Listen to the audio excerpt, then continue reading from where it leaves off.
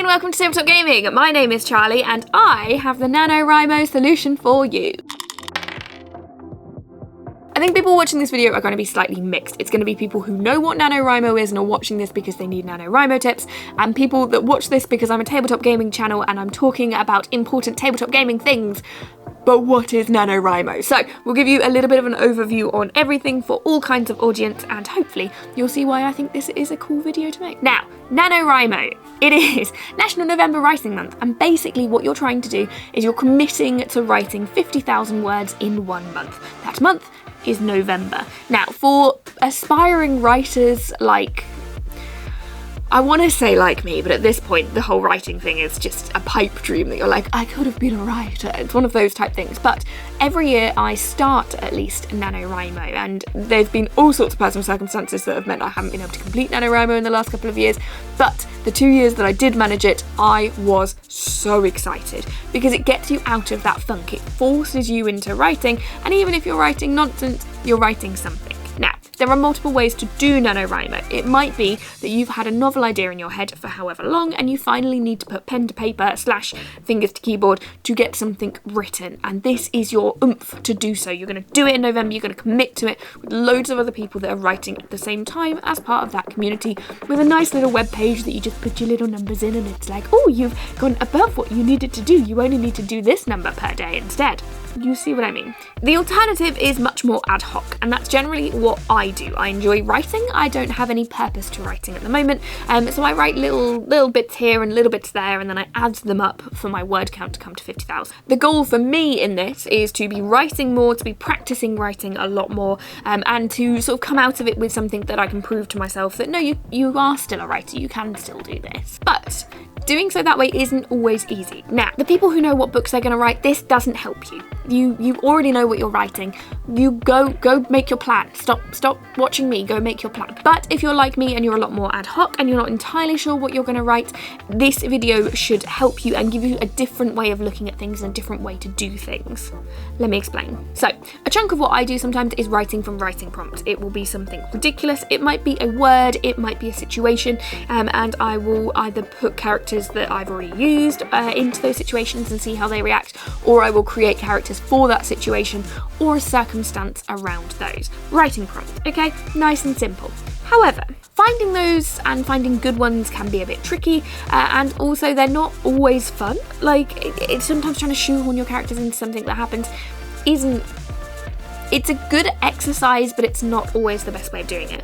I really like just sort of starting something and seeing where it takes me. I might have eventual plot points in mind. If I'm taking it more seriously, I will. Otherwise, it's just a case of, right, I want to write this. Let's see what happens here. Okay, cool. I want to write this. Let's see what happens here. Now, for a mixture of both of those things, solo RPGs are your friend. Now again, we're talking about mixes of audience, so I'm going to explain an RPG, or a TTRPG in this case, so skip forward, tap a couple of times if you already know what I'm talking about. But RPGs in our sense aren't sort of the ones that you play on the computer. It is tabletop RPGs, which means they are written.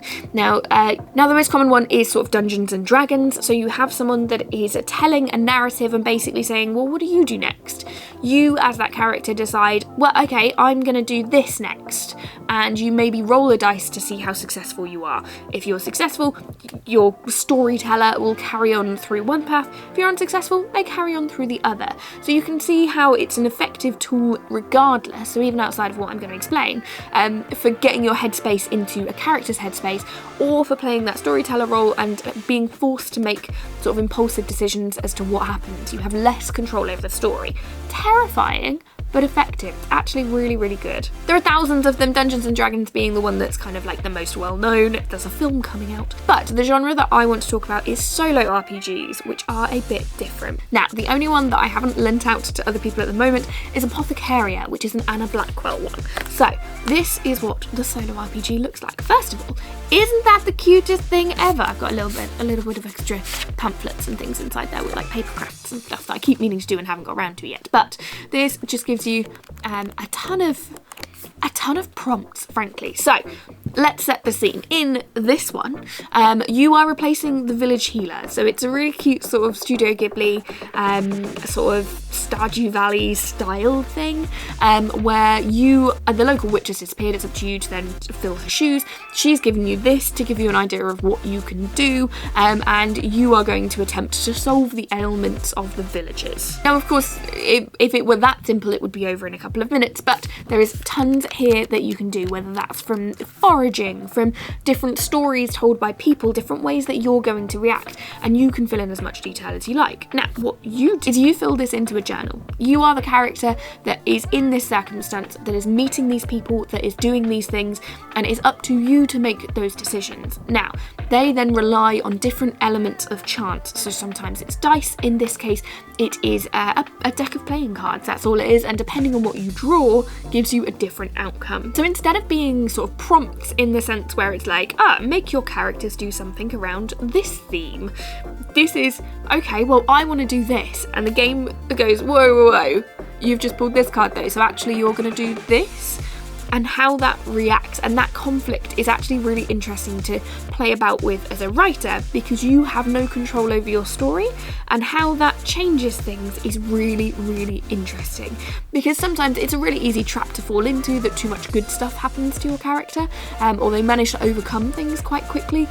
This takes you on tangents, it takes you down different roads, and if you want to come back to your main plotline, you need to bring it back in such a way that makes sense. It's very, very clever as to a way to make things interesting. Now, there are probably thousands, probably more solo TTRPGs available, and all you've sort of got to do is search for them. There are plenty of them.